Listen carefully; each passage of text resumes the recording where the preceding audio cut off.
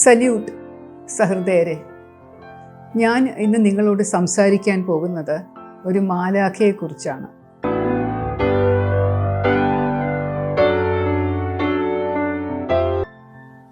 ആയിരത്തി 1989 ഏപ്രിൽ മാസം അവസാനം ഞാൻ ആദ്യമായിട്ട് വനിതാ മാഗസീനിൽ ഒരു ലേഖനം എഴുതിയിരുന്നു. ജീവിതത്തിൽ എഴുതിയിട്ടുള്ള ഏറ്റവും വികാരം നിറഞ്ഞ ഒരു ലേഖനമായിരുന്നു അത് എന്ന്.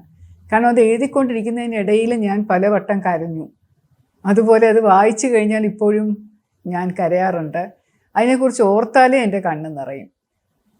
പക്ഷെ അത് പറയണം എന്ന് എന്നോട് ചിലർ ആവശ്യപ്പെട്ടു. ചില കാര്യങ്ങൾ നമുക്ക് എഴുതാൻ പറ്റുമെങ്കിലും അത് ചിലപ്പോൾ പറഞ്ഞ് ഫലിപ്പിക്കാൻ കുറച്ച് പ്രയാസമാണ്. കാരണം വളരെ ഇമോഷണലാവും.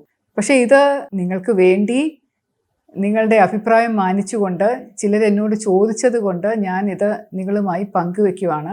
86 സിവിൽ സർവീസ് പരീക്ഷയാണ് ഞങ്ങൾ എഴുതുന്നത്. പക്ഷെ 87 ഞങ്ങളെ ട്രെയിനിങ്ങിന് വേണ്ടി വിളിക്കുന്നത്. സിവിൽ സർവീസ് കിട്ടി ജയിച്ചു വരുന്നവർക്ക് ഫൗണ്ടേഷണൽ കോഴ്സ് നൽകുന്ന ഒരു സ്ഥാപനമാണ് ലാൽ ബഹദൂർ ശാസ്ത്രിയുടെ പേരിലുള്ള നാഷണൽ അക്കാഡമി ഓഫ് അഡ്മിനിസ്ട്രേഷൻ. അവിടെ IAS, IPS, IFS ഒക്കെ കിട്ടിയ കുറേ കുട്ടികളെ അവർ തിരഞ്ഞെടുത്ത് ഏകദേശം ഒരു 300ഓളം കുട്ടികളെ അവിടെ പ്രാഥമിക പരിശീലനത്തിനായിട്ട് 4 മാസത്തേക്ക് അറ്റാച്ച് ചെയ്യും. ഫൗണ്ടേഷണൽ കോഴ്സിനെ കുറിച്ചൊരു എപ്പിസോഡ് ഞാൻ ചെയ്തിട്ടുണ്ട്. കണ്ടിട്ടില്ലാത്തവർ അതൊന്ന് കണ്ടു നോക്കൂ. ഇടയ്ക്ക് ഒരു ലാൻഡ് സ്ലൈഡൊക്കെ ഉണ്ടായ കാര്യമൊക്കെ ഞാൻ പറയുന്നുണ്ട് അതിനകത്ത്. എന്തായാലും ഞാൻ അവിടെ അക്കാഡമിയിൽ എത്തിയപ്പോൾ എനിക്കവിടെ പരിചയമുള്ള ആരുമില്ല. എല്ലാവരും അപരിചിതരായിരുന്നു. ഞങ്ങളെല്ലാവരും ആദ്യമായിട്ട് കാണുന്ന ആൾക്കാരായിരുന്നു. എനിക്കാണെങ്കിൽ ഹിന്ദി തീരെ വശമില്ല. 10ാം ക്ലാസ് വരെ ഹിന്ദി പഠിച്ചിട്ടുണ്ടെങ്കിലും ചില ഹിന്ദി സിനിമകൾ കണ്ടിട്ടുണ്ടെങ്കിലും ഹിന്ദി സംസാരിക്കാൻ ഒട്ടുമേ അറിയില്ല. അതുപോലെ ഹിന്ദി പറഞ്ഞാൽ മനസ്സിലാവും, കേട്ടാൽ മനസ്സിലാവും എന്നുള്ളതല്ലാതെ എനിക്ക് പ്രതികരിക്കുമ്പോൾ വളരെ ചമ്മലാണ്. ഞാൻ പലപ്പോഴും അത് ഇംഗ്ലീഷിൽ മാത്രമാണ് സംസാരിക്കാറുള്ളത്. അതുകൊണ്ട് പൊതുവെ എല്ലാവരുമായിട്ടും ഞാൻ അങ്ങനെ ഇടപഴകാതെ ഒതുങ്ങിയ രീതിയിലായിരുന്നു അക്കാഡമി വരെ എത്തിയത്.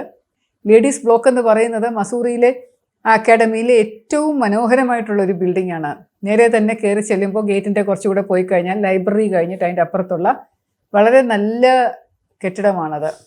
ഭയങ്കര നല്ല ഭംഗിയുള്ള സ്ഥലമാണ്. മഞ്ഞ് മലകളാൽ ഇങ്ങനെ മൂടപ്പെട്ട് കിടക്കുന്ന ഒരു ഭംഗിയുള്ള, കാണാനൊക്കെ നല്ല ഭംഗിയാണ്. പിന്നെ ഓഗസ്റ്റ് എന്ന് പറയുമ്പോൾ നല്ല കാലാവസ്ഥയായിരുന്നു. 2 നിലകളിലായിട്ടാണ് ലേഡീസ് ബ്ലോക്ക്. അപ്പോൾ മുകളിലത്തെ നിലയിലുള്ള ആദ്യത്തെ റൂം 2 റൂമുകളായിട്ട്, ഒരു റൂമിൽ കയറി അതിൻ്റെ അടുത്തൊരു റൂം, അങ്ങനെ 2 റൂമായിട്ടും അതിന് 4 കുട്ടികളായിട്ടും അതിൻ്റെ അപ്പുറത്തായിട്ട് ഒരു ബാത്റൂമും ഒക്കെ ആയിട്ടാണ് ഈ മുറി സെറ്റപ്പ് ചെയ്തിരിക്കുന്നത്.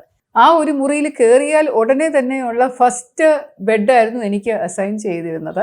പെട്ടിയൊക്കെ കൊണ്ടുവയ്ക്കാൻ ആൾക്കാരുണ്ട്. ഞാൻ ആ മുറിയിലേക്ക് കയറിയപ്പോൾ കണ്ടത് എനിക്ക് അസൈൻ ചെയ്ത ബെഡിനകത്ത് ഒരു പെൺകുട്ടി ചാരിയിരുന്ന കാല് 2ഉം ബെഡിൻ്റെ പുറത്ത് വെച്ചുകൊണ്ട് തൊട്ടടുത്തിരിക്കുന്ന ബെഡിലുള്ള ഒരു പെൺകുട്ടിയുമായിട്ട് ചലബല സംസാരമാണ്. ആ കുട്ടിയെ ഞാൻ ആദ്യമായിട്ട് കാണുമ്പോൾ എനിക്ക് ഭയങ്കര സുന്ദരിയായിട്ട് തോന്നിയത്. കാരണം അതിൻ്റെ നിറം തന്നെയാണ്, നല്ല വെളുത്തിട്ടുള്ള നല്ല നിറം, പിന്നെ മെലിഞ്ഞ ശരീരം, പിന്നെ ഇതുപോലെ നീണ്ട ഇങ്ങനെ അരക്കെട്ട് വരെ കിടക്കുന്ന നീളമുള്ള മുടിയുണ്ടായിരുന്നു. ഒരു ശകലം വളവുള്ള ചുരുണ്ട ഒരു മുടിയായിരുന്നു.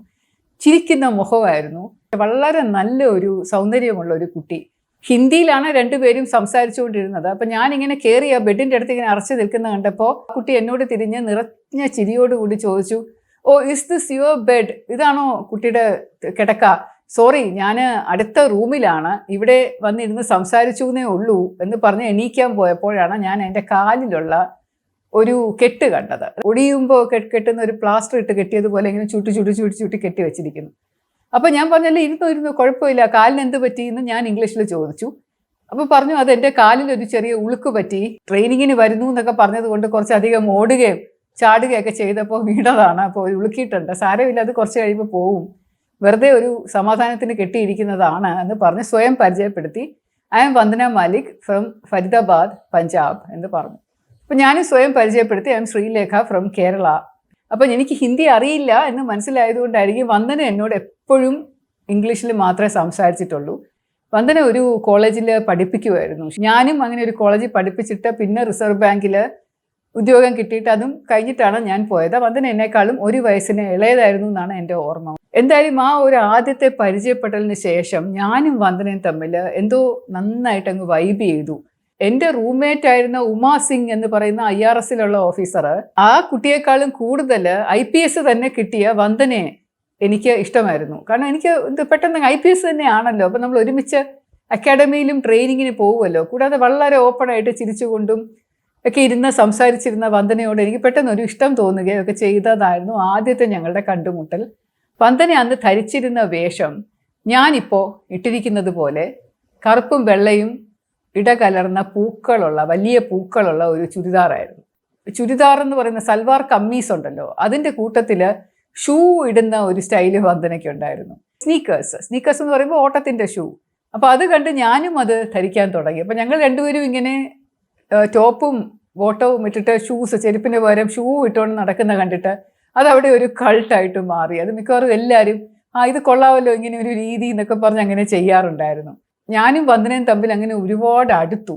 ഞങ്ങൾക്ക് അവിടെ IPS തന്നെ ഉള്ളതും അല്ലാത്തതുമായിട്ടുള്ള ഒരുപാട് ഫ്രണ്ട്സിനെ കിട്ടി. അതെല്ലാം വന്ദന കാരണമാണ്. കാരണം എനിക്ക് ഹിന്ദി നല്ലപോലെ സംസാരിക്കാൻ അറിഞ്ഞുകൂടാത്തത് കൊണ്ട് വന്ദന ഇങ്ങനെ ഹിന്ദിയിൽ ചലവലാന്ന് സംസാരിക്കും.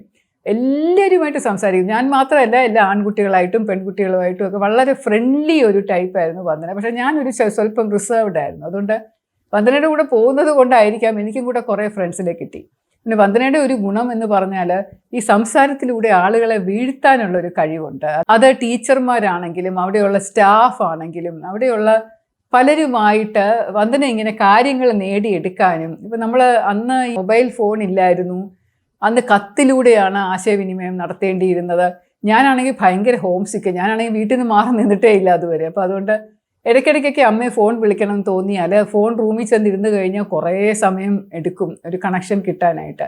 പക്ഷേ വന്ദന പോയി അവിടെ ഇരുന്നാൽ പെട്ടെന്ന് അവർ കണക്ഷൻ വന്ദനയ്ക്ക് കൊടുക്കും. അപ്പോൾ വന്ദന ഫോണിൽ സംസാരിച്ച് കഴിഞ്ഞ് വെക്കുന്നതിന് മുമ്പേ പറയും ഈ നമ്പറും കൂടെ ഈ നമ്പറും കൂടെ വിളിച്ചു തരണേ എന്ന് പറഞ്ഞ് എൻ്റെ നമ്പർ കൊടുക്കും.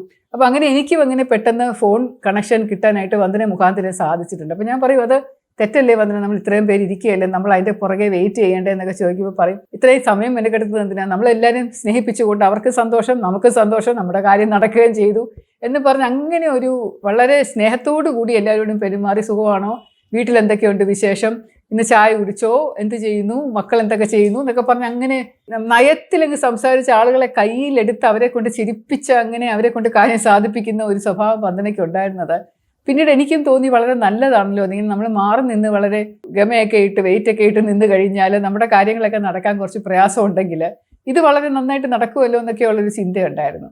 ചിലപ്പോഴൊക്കെ എനിക്ക് വീട്ടിൽ നിന്ന് കത്ത് കിട്ടാത്തപ്പോൾ ഞാൻ വിഷമിച്ചിരിക്കും. അപ്പോൾ 2-3 ആഴ്ചയൊക്കെ ആകുമ്പോഴും വീട്ടിൽ നിന്ന് കത്ത് കിട്ടാത്തപ്പോൾ ഞാൻ പെട്ടെന്ന് ഡിപ്രഷനിലോട്ട് പോയി ഞാൻ സങ്കടമായിട്ടൊക്കെ ഇരിക്കുമ്പോൾ വന്ദന എന്നെ ഒരുപാട് സമാധാനിപ്പിക്കും കേട്ടോ. നാളെ എന്തായാലും ശ്രീ കത്ത് കിട്ടും എന്ന് പറയും. അപ്പോൾ എന്നെ വന്ദന ശ്രീ എന്നാണ് വിളിക്കുന്നത്. ഞാൻ വന്ദനെ അങ്ങോട്ട് വാൻഡി എന്നും വിളിക്കാറുണ്ടായിരുന്നു. കാരണം വാൻഡ ദ വിച്ച് എന്ന് പറഞ്ഞ ഒരു ചൂലിലൊക്കെ കയറി പോകുന്ന ഒരു കാർട്ടൂൺ കഥാപാത്രം ഉണ്ടായിരുന്നു. അപ്പം ഇടയ്ക്കിടയ്ക്ക് വന്ദനെ കാണുമ്പോൾ ഞാൻ പറയുമ്പോൾ വിച്ചിനെ പോലെ ഇരിക്കുന്നു, വാൻഡി ദ വിച്ച് എന്നൊക്കെ പറഞ്ഞ് ഞാൻ കളിയാക്കുമായിരുന്നു. അപ്പം അങ്ങനെ ഇടയ്ക്ക് ഞാൻ വാൻഡി എന്ന് വിളിക്കും.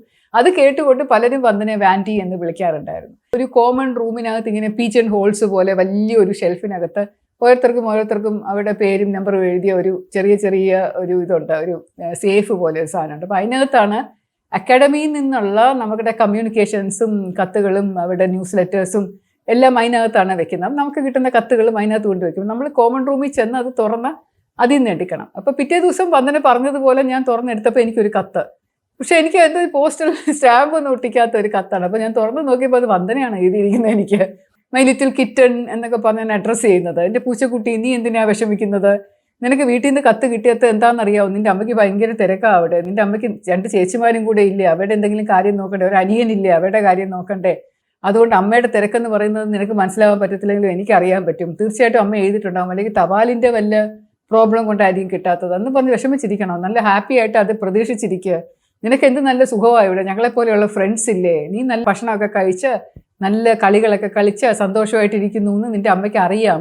അതുകൊണ്ട് അമ്മ ചുമ്മാ ടെൻഷൻ അടിക്കാതിരിക്കുമ്പോൾ നീ എന്തിനാണ് എവിടെ കിടന്ന് ടെൻഷൻ അടിക്കുന്നത്, ഞങ്ങളെ കൂടിയല്ലേ അത് വിഷമിപ്പിക്കുന്നത് എന്നൊക്കെ പറഞ്ഞിട്ട് ലോട്ട്സ് ഓഫ് ലവ് വാൻഡി എന്ന് എഴുതി തരും. വന്ദനയ്ക്ക് ആ ഒരു സ്വഭാവം ഉണ്ടായിരുന്നു. എന്നിട്ട് പറയും എന്തും നിനക്ക് ഈ കത്ത് വേണമെങ്കിൽ ഞാൻ അയക്കാം, നിൻ്റെ ഡിപ്രഷൻ മാറ്റാനായിട്ടല്ലേ നിൻ്റെ വിഷമം മാറ്റാനായിട്ട് ഞാൻ ഇന്നും കത്ത് എഴുതി തരാം എന്നൊക്കെ പറഞ്ഞ് വന്ദനയുടെ അങ്ങനെ സ്വീറ്റ് ആയിട്ടുള്ള കൊച്ചു നോട്ടുകളും കത്തുകളും ഒക്കെ എഴുതി ചുരുട്ടി എൻ്റെ പീച്ചൻ ഹോളിനകത്ത് കൊണ്ട് വെക്കുമായിരുന്നു. ഞാനും അതുപോലെ വന്ദനയ്ക്ക് അങ്ങോട്ടും തിരിച്ച് ഇങ്ങനെ എന്തെങ്കിലും നോട്ട്സൊക്കെ എഴുതി കൊടുക്കണമെങ്കിൽ അങ്ങനെ എഴുതി. നമ്മൾ നേരിട്ട് പറയും, ഡെയിലി കാണും, പക്ഷേ എന്നാലും ഇങ്ങനെ കിട്ടുമ്പോൾ ഒരു രസമല്ലേ എന്ന് വിചാരിച്ച് അങ്ങനെ ചെയ്യാറുണ്ടായിരുന്നു. മസൂറിയുടെ അക്കാഡമിയിൽ ടഫായിട്ടുള്ള ഫിസിക്കൽ ട്രെയിനിങ് ഒന്നും ഇല്ലായിരുന്നു. രാവിലെ എണീറ്റൊന്ന് ഓടും, പിന്നെ ഒരു ക്രോസ് കൺട്രി ഒക്കെ ഉണ്ടാവും, പിന്നെ നടക്കാം, പിന്നെ കൂടുതലും ക്ലാസ് റൂം അന്തരീക്ഷമാണ് ഉണ്ടായിരുന്നു. പക്ഷെ വന്ദനയ്ക്ക് എക്സ്ട്രാ കരിക്കുലർ ആക്ടിവിറ്റീസ് അല്ലെങ്കിൽ ഓട്ടവും ചാട്ടവും ഒക്കെ ഭയങ്കര ഇഷ്ടമായിരുന്നു. അപ്പോൾ ക്രോസ് കൺട്രിയിലാണെങ്കിലും ഓടാനാണെങ്കിലും നടക്കാനാണെങ്കിലും ഒക്കെ വന്ദന അങ്ങ് മുൻപന്തി നിൽക്കുകയും ആദ്യം ഫിനിഷ് ചെയ്ത് വരികയൊക്കെ ചെയ്യും.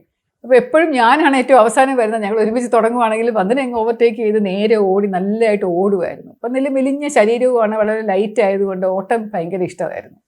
മസൂറി അക്കാഡമിയിൽ പക്ഷേ കുറച്ച് കുതിരകളുണ്ടായിരുന്നു. കുതിര എന്ന് പറഞ്ഞാൽ കുതിര വലിയ കുതിര എന്നൊന്നും പറയാൻ പറ്റത്തില്ല, ചെറിയ നല്ല ഭംഗിയുള്ള കുറേ കുതിരകളുണ്ടായിരുന്നു. ഞാനാണെങ്കിൽ റൈഡിങ് ബ്രീച്ചൊക്കെ വാങ്ങിച്ചുകൊണ്ട് പോയി കുതിരയെ ഓടിക്കുമായിരുന്നു. കാരണം എന്തായാലും നാഷണൽ പോലീസ് അക്കാഡമിയിൽ കുതിരയെ ഓടിക്കണം, അപ്പോൾ ഇവിടുന്നേ പഠിക്കാം.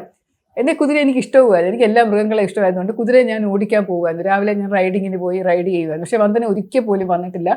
ഞാൻ ചോദിക്കും എന്താ വരാത്ത ചോദിപ്പോൾ എനിക്ക് ഭയങ്കര പേടിയാണ്. വന്ദന എല്ലാ കാര്യങ്ങൾക്കും പിടിക്കുകയാണ്, പ്രസംഗിക്കും നന്നായിട്ട്. ഫ്ലവർ ഷോ, ഞങ്ങൾക്ക് രംഗോളി മത്സരം എന്ന് പറഞ്ഞൊരു മത്സരമുണ്ട്. അപ്പോൾ അതിനകത്ത് വന്ദന ഡിസൈനൊക്കെ ചെയ്ത് ഞങ്ങൾ രംഗോളി ഉണ്ടാക്കും, പൂക്കൾ അറേഞ്ച് ചെയ്യും, നല്ല കലാപരിപാടികളിൽ പങ്കെടുക്കും. പാടാൻ മാത്രം ശബ്ദം ഒരു ശകലം ഇടർച്ച ഉള്ളത് കൊണ്ടും പാട്ടിൻ്റെ ഒരു രീതി ശരിയല്ല, താപസ്വരങ്ങളൊക്കെ ഇടയ്ക്ക് വരുന്നത് കൊണ്ടും പാടാൻ മാത്രം പ്രയാസമാണെങ്കിലും പാട്ട് വന്ദനയ്ക്ക് ഭയങ്കര ഹരമായിരുന്നു. അപ്പോൾ ആരും നന്നായിട്ട് പാടുന്ന കേട്ടാലും വന്ദന ഇങ്ങനെ കൂടെ ഇങ്ങനെ ലയിച്ച് നിൽക്കുകയും കൂടെ പാടാൻ ശ്രമിക്കുകയൊക്കെ ചെയ്യും. ഞങ്ങളുടെ കൂട്ടത്തിലെ മൃത്യുഞ്ജയ് കുമാർ സിംഗ് എന്ന് പറഞ്ഞിട്ടൊരു ഗാനഗന്ധർവനുണ്ടായിരുന്നു. ഏറ്റവും നന്നായിട്ട് പാട്ടുകൾ പാടിയിരുന്നത് MK ആയിരുന്നു. MK സിംഗ് എന്നാണ് ഞങ്ങളെല്ലാവരും വിളിച്ചിരുന്നത്. അപ്പോൾ MKയുമായിട്ടുള്ള വന്ദനയ്ക്കുള്ള പ്രത്യേക ഒരു സ്നേഹം എന്ന് പറയുന്നത് MK ഇത്ര നന്നായിട്ട് പാടുന്നതുകൊണ്ടായിരുന്നു. അതുപോലെ വന്ദനയും എന്നെ ഒരുപാട് പ്രോത്സാഹിപ്പിച്ചിട്ടുണ്ട്, പാടുക എന്ന് പറഞ്ഞിട്ട്. അപ്പോൾ അതിൻ്റെ ഇടയിൽ ഇങ്ങനെ ആളുകൾ പറയുമായിരുന്നു വന്ദനയും MKയും തമ്മിൽ എന്തോ ബന്ധമുണ്ട് കേട്ടോ, അവർ തമ്മിൽ അടുപ്പമുണ്ട് എന്നൊക്കെ ഞാൻ ചോദിക്കുമ്പോൾ വന്ദന പറയുമേ ഇല്ല, MKയ്ക്ക് ഒരു ഗേൾ ഫ്രണ്ട് ഉണ്ട്, മഞ്ജുള എന്നാണ് പേര്. യൂണിവേഴ്സിറ്റിയിൽ പഠിപ്പിക്കുകയാണ്, ലെക്ചറോ പ്രൊഫസറോ അങ്ങാണ്ടാണ്. അപ്പോൾ അവർ തമ്മിൽ കുറേ നാളായിട്ട് അഫെയറൊക്കെ ഉള്ളതാണ് എനിക്കറിയാം. He will only marry her, I know that. പക്ഷേ എൻ്റെ വളരെ ക്ലോസ് ഫ്രണ്ടാണ് MK, അതുകൊണ്ടാണ് ഞാൻ എപ്പോഴും MKയുടെ കൂടെ നടക്കുന്നത്.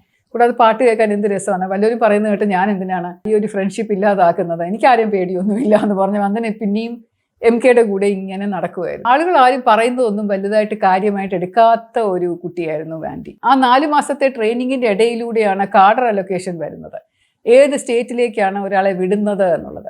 അപ്പോൾ എൻ്റെ റാങ്ക് എന്ന് പറയുന്നത് 104 ആയിരുന്നു. മുകളിലുള്ള റാങ്ക് ആയതുകൊണ്ട് എനിക്കറിയായിരുന്നു എനിക്ക് കേരളത്തിൽ കിട്ടാൻ നല്ല ചാൻസ് ഉണ്ടെന്നുള്ളത്. വന്ദനയുടെ പക്ഷേ റാങ്ക് 270 മറ്റുമായിരുന്നു. അപ്പോൾ അതുകൊണ്ട് കുറച്ചൊരു സംശയമായിരുന്നു, ഇഷ്ടമുള്ള സ്ഥലത്ത് പോകാൻ പറ്റുമോ. കമ്പ്യൂട്ടറാണ് അത് തീരുമാനിക്കുന്നത്, റോഡ് സിസ്റ്റം എന്നവർ പറയുന്ന പോലെയാണ്. ഏറ്റവും സീനിയർ റാങ്ക് ഉള്ളവർക്ക് അവരുടെ ഹോം സ്റ്റേറ്റിൽ പോകാൻ പറ്റും, താഴോട്ട് റാങ്ക് ഉള്ളവർക്ക് കമ്പ്യൂട്ടർ തീരുമാനിക്കും, വേക്കൻസി അനുസരിച്ച് ഇട്ട് കൊടുക്കുന്നതാണ്. അങ്ങനെ കാഡർ അലോട്ട്മെൻറ്റ് വന്നപ്പോൾ എനിക്ക് ഹോം സ്റ്റേറ്റ് കിട്ടിയതിൽ എനിക്ക് ഭയങ്കര സന്തോഷം. കേരളത്തിൽ കിട്ടി. ഇപ്പോൾ വന്ദനയ്ക്ക് പക്ഷേ പാവം കിട്ടിയത് മണിപ്പൂർ ത്രിപുര. അന്ന് രണ്ടും കൂടെ ഒരു കാഡറായിട്ടാണ് അറിയപ്പെടുന്നത്. മണിപ്പൂർ ത്രിപുര കാഡറായിരുന്നു. അന്ന് വന്ദന അത് വായിച്ചിട്ട് കുറച്ചൊക്കെ ഒരു വിഷമം മുഖത്ത് കണ്ടെങ്കിലും വന്ദന പറഞ്ഞു സാരമില്ല, എവിടെയാണെങ്കിലും പോകേണ്ടത്. അപ്പോൾ എല്ലാവരും വന്ദനയുടെ അടുത്ത് പറഞ്ഞു അയ്യോ പാവം, മണിപ്പൂർ ത്രിപുര എന്ന് പറഞ്ഞാൽ ഭയങ്കര തീവ്രവാദികളൊക്കെ അന്നുണ്ട്, പീപ്പിൾസ് ലിബറേഷൻ ആർമി എന്ന് മറ്റേ പറയുന്ന ഒരു തീവ്രവാദ സംഘടനകളൊക്കെ അവിടെ ഇങ്ങനെ വർക്ക് ചെയ്തുകൊണ്ടിരുന്ന ഒരു ഗവൺമെൻറ്റിനെതിരെ പൊരുതുന്ന ഒക്കെയുള്ള ഒരു സംഘടന ഉണ്ടായിരുന്നതാണ്. പഞ്ചാബ് ആണെങ്കിലും സിക്കിം ആണെങ്കിലും കാശ്മീർ ആണെങ്കിലും മണിപ്പൂരാണെങ്കിലും എല്ലാം ഇന്ത്യയുടെ ഭാഗമല്ലേ, ഭാരതത്തിൽ എവിടെയാണെങ്കിലും ജോലി ചെയ്യാൻ തയ്യാറായിട്ട് വന്നവരല്ലേ, അതുകൊണ്ട് ഞാൻ മണിപ്പൂരിൽ പോയി ജോലി ചെയ്തോളാം, എനിക്കതിൽ കുഴപ്പമൊന്നുമില്ല എന്ന് പറഞ്ഞ് ബാക്കി എല്ലാവരോടും തല ഉയർത്തിപ്പിടിച്ച് പറയുമെങ്കിലും മുറിയിൽ വന്ന് ആരും ഇല്ലാത്ത സമയത്ത് വന്ദന ഇരുന്ന് എന്നെ കെട്ടിപ്പിടിച്ച് കരയുമായിരുന്നു. എനിക്ക് പോകാൻ ഇഷ്ടമില്ല. പ്രത്യേകിച്ച് വന്ദനയുടെ അമ്മയെ വിളിച്ചിട്ട് വന്ദന അവരെല്ലാവരും നന്നി എന്നാണ് വിളിക്കുന്നത്. മമ്മ അമ്മ നന്നി ബോൾ രഹി ഹൂ എന്ന് പറഞ്ഞ് സംസാരിക്കും. എന്നിട്ട് പറയും മമ്മ മുझे मिल गया है മണിപ്പൂർ കാഡർ, മണിപ്പൂർ ത്രിപുര കാഡർ. അമ്മ കരയണ്ട, ഇറ്റ്സ് കുഴപ്പമില്ല, നല്ലതാണ്. എൻ്റെ കൂടെ 6 പേര് വേറെയുണ്ട്. I be the first lady IPS officer to go there. എനിക്കെല്ലാം ചെയ്യാൻ പറ്റും, അമ്മയ്ക്ക് അറിഞ്ഞുകൂടെ ഞാൻ എന്ത് കറേജിയസ് ആണെന്നൊക്കെ പറഞ്ഞാൽ ഫോണിലൂടെ അമ്മയെ സമാധാനിപ്പിക്കും വന്ദന. എന്നിട്ട് തിരിച്ചു വന്ന് എൻ്റെ അടുത്ത് ഇരുന്ന് കരയും. എന്നിട്ട് പറയും പാവം അമ്മ, എന്ത് ദൂരെയാണ് മണിപ്പൂര്, ഇപ്പം അമ്മ എനിക്ക് കാണുന്നുണ്ടെങ്കിൽ എത്ര ദൂരെന്ന് ഞാൻ യാത്ര ചെയ്ത് വരണം എന്നൊക്കെ പറഞ്ഞ് കരയുമായിരുന്നു. ആ അക്കാഡമിയിൽ ഒരു പ്രത്യേക ഒരു രീതി ഉണ്ടായിരുന്നു. അവിടെയുള്ള പഠിപ്പിക്കുന്ന സ്റ്റാഫ് വരെ പെൺകുട്ടികളോട് പറയുമായിരുന്നു നിങ്ങൾ ഇവിടെ വെച്ച് തന്നെ ഏതെങ്കിലും പുരുഷന്മാരെ കണ്ടുപിടിച്ച് സ്നേഹത്തിലായി കല്യാണം കഴിക്കുക. നിങ്ങൾ ഇത്രയും പഠിച്ച പെൺപിള്ളേരാകുമ്പോൾ നിങ്ങൾക്ക് പറ്റിയ ചിലപ്പം വരന്മാരെ സമൂഹത്തിൽ നിന്ന് കിട്ടാൻ പ്രയാസമായിരിക്കും. അതുകൊണ്ട് നിങ്ങൾ ഇവിടെ തന്നെയുള്ള ഏതെങ്കിലും ഒരു പയ്യനെ ഇഷ്ടമായിട്ട് കല്യാണം കഴിക്കുന്നത് നല്ലതെന്ന് പറഞ്ഞ് അങ്ങനെ പ്രോത്സാഹിപ്പിച്ചുകൊണ്ടേയിരിക്കും. ഇടയ്ക്കിടയ്ക്ക് ഞങ്ങളെ വിളിച്ച് സംസാരിക്കും. ഒരുപോലെ താല്പര്യമുള്ള ആണുങ്ങളെ പെണ്ണുങ്ങളെ ഒരുമിച്ചിടുകയൊക്കെ ചെയ്യും. ഇപ്പോൾ വന്ദന എന്ന് പറയുന്നത് വളരെ പോപ്പുലർ ഒരു പെൺകുട്ടിയായിരുന്നത് കൊണ്ട് അവിടെ ഏകദേശം ഒരു കോമ്പറ്റീഷൻ പോലെ നടക്കുന്നുണ്ടായിരുന്നു ആണുങ്ങളുടെ ഇടയിൽ, അതെനിക്കറിയാം. ആർക്കായിരിക്കും വന്ദനെ കിട്ടാൻ പോകുന്നത് എന്നുള്ളത്. കുറേ ആൺകുട്ടികൾ വന്ദനെ നോട്ടം ഇട്ടിട്ടുണ്ടായിരുന്നു. പലരും ചെന്ന് ചോദിച്ചിട്ടുമൊക്കെ ഉണ്ട് വന്ദനയുടെ അടുത്തെന്ന് തോന്നുന്നു.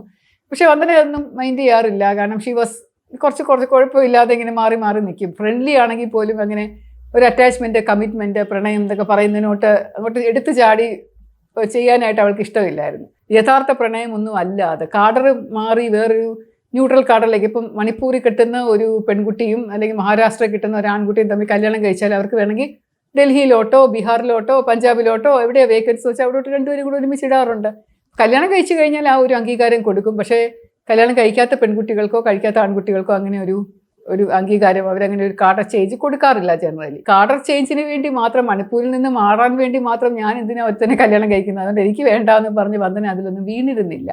അപ്പം അങ്ങനെ ഒരു സ്ട്രോങ് വീൽഡ് ആയിട്ടുള്ള, വളരെ പവർഫുൾ ആയിട്ടുള്ള, എക്സ്റ്റേണലി വളരെ ടഫായിട്ടുള്ള ഒരു പെൺകുട്ടിയായിരുന്നു. എല്ലാ കാര്യവും എടുത്തു ചാടി ചെയ്യുകയും എന്തിലും മുന്നിട്ട് നിൽക്കുകയും ചെയ്യുന്നത്. ഇപ്പോൾ ഏതെങ്കിലും ഒരു മത്സരമൊക്കെ വന്നു കഴിഞ്ഞാൽ തന്നെ ഫസ്റ്റായിട്ട് മെഡൽ വാങ്ങിക്കുകയൊക്കെ ചെയ്യുന്നത്.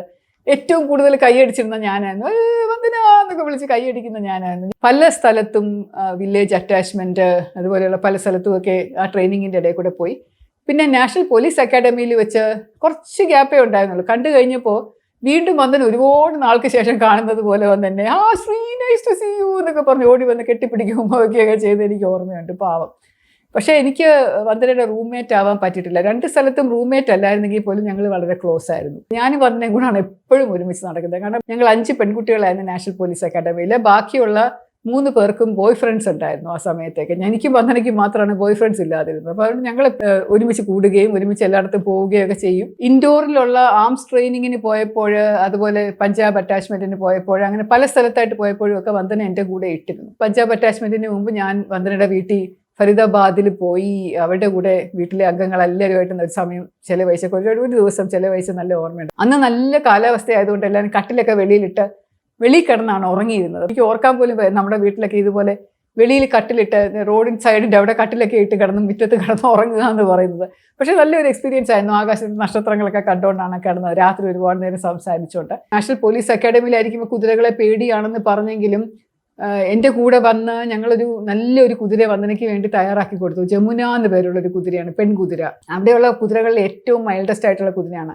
അപ്പോൾ വന്ദനയും ഞാനും കൂടെ എപ്പോഴും ആ ജമുനയ്ക്ക് ഇങ്ങനെ എന്തെങ്കിലും കൊടുത്തുകൊണ്ടിരിക്കും. വന്ദന വല്ല ഷുഗർ ക്യൂബ്സോ ശർക്കരയോ ബിസ്ക്കറ്റ് അതൊക്കെ കൊടുത്തു കഴിഞ്ഞാൽ, ക്യാരറ്റൊക്കെ കൊടുത്തു കഴിഞ്ഞാൽ കുതിരയ്ക്ക് വലിയ ഇഷ്ടമാണ്. പിന്നെ വന്ദനയും കുതിരയും തമ്മിലൊരു ബോണ്ട് ഉണ്ടാക്കിയെടുത്തു. അപ്പോൾ ആ കുതിരക്കാരനെയും വന്ദന ഇതുപോലെ സംസാരിച്ച് പാട്ടിലാക്കി. എക്സാമിനേഷൻ ടൈമിൽ കുതിരകളെ കിട്ടുന്നത് ഭാഗ്യമനുസരിച്ചാണ്. ഞാൻ ക്യാൻറ്റർ, ജോഗ്, ഗാലപ്പ് എല്ലാം കുതിര കൂടെ ചെയ്യുവാണെങ്കിൽ, ജമ്പിങ് വരെ കുതിര വെച്ച് ചെയ്തിട്ടുണ്ടെങ്കിൽ വന്ദന ഇതൊന്നും ചെയ്തിട്ടില്ല. കുതിരയെ പേടിയായതുകൊണ്ട് ജമുനയുടെ അടുത്ത് ചെല്ലുമ്പോൾ തന്നെ യോ എന്ന് പറഞ്ഞ് മാറി നിൽക്കും. പരീക്ഷ വരുമ്പോൾ എന്തായാലും ജയിക്കാതിരിക്കാൻ പറ്റത്തില്ലല്ലോ. അപ്പോൾ പരീക്ഷയുടെ സമയമാകുമ്പോൾ എനിക്ക് തോന്നുന്നു വന്ദന എന്തോ ആളെ മണി അടിച്ചിട്ട് മാറ്റി നിർത്തി വന്ദനയ്ക്ക് ജമുനയെ തന്നെ കിട്ടി.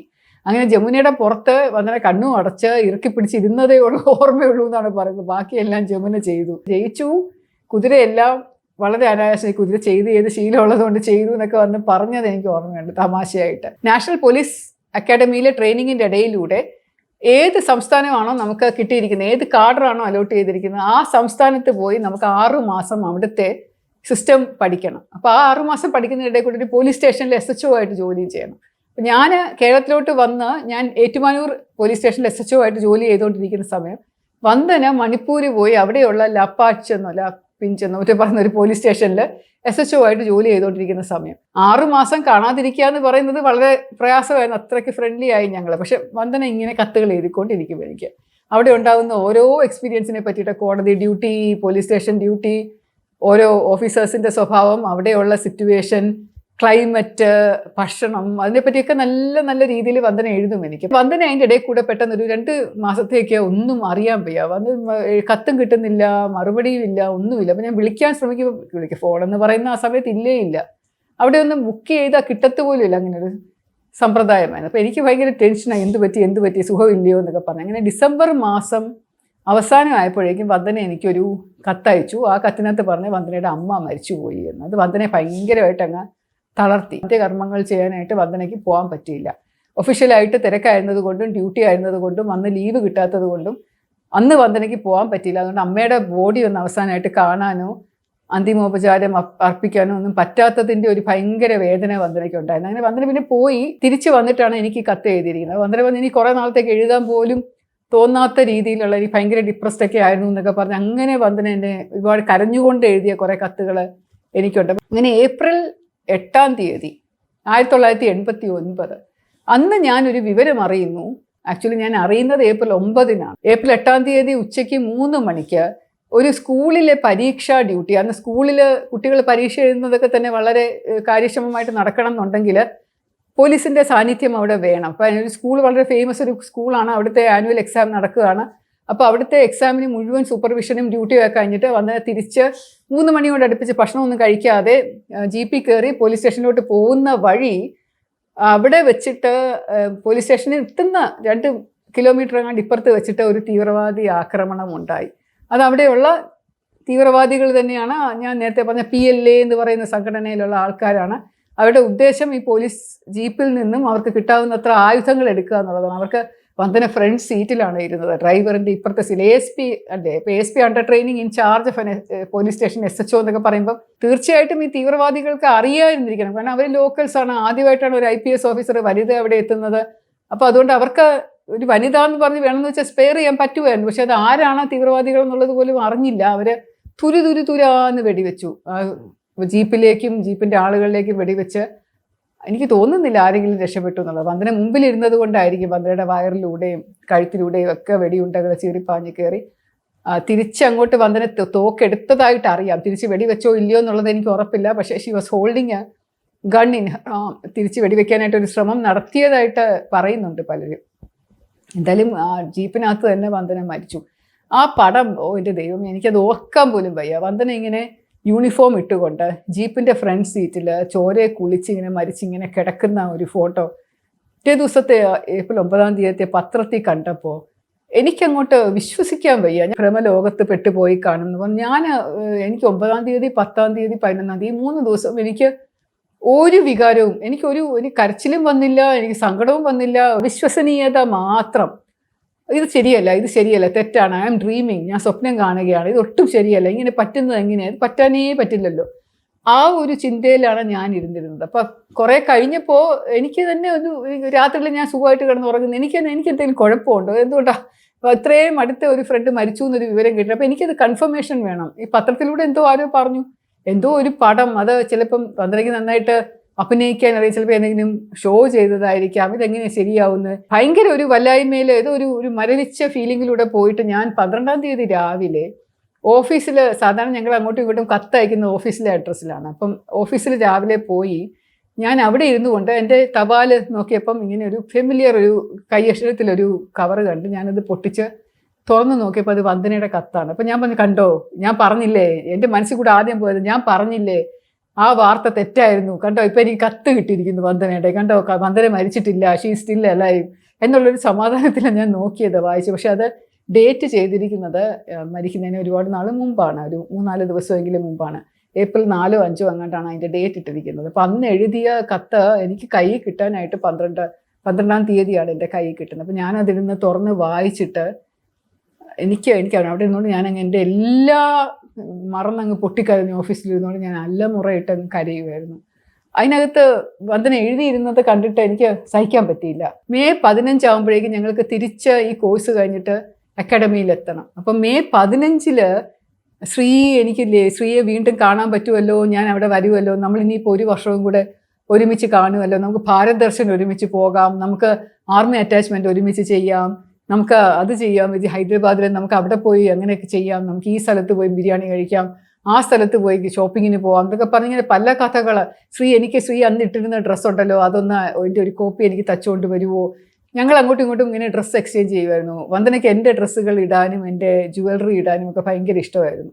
അപ്പോൾ വന്ദന ഇടുന്ന ഡ്രസ്സുകൾ ചിലപ്പോൾ എനിക്കും തരും, ഞാൻ ഇടുന്ന ഡ്രസ്സുകൾ വന്ദനയ്ക്കും കൊടുക്കും, ഞങ്ങൾ എക്സ്ചേഞ്ച് ചെയ്തിടും, ഒരുപോലെ തയ്ച്ചെടുക്കും, അങ്ങനെയൊക്കെ ചെയ്യുമായിരുന്നു.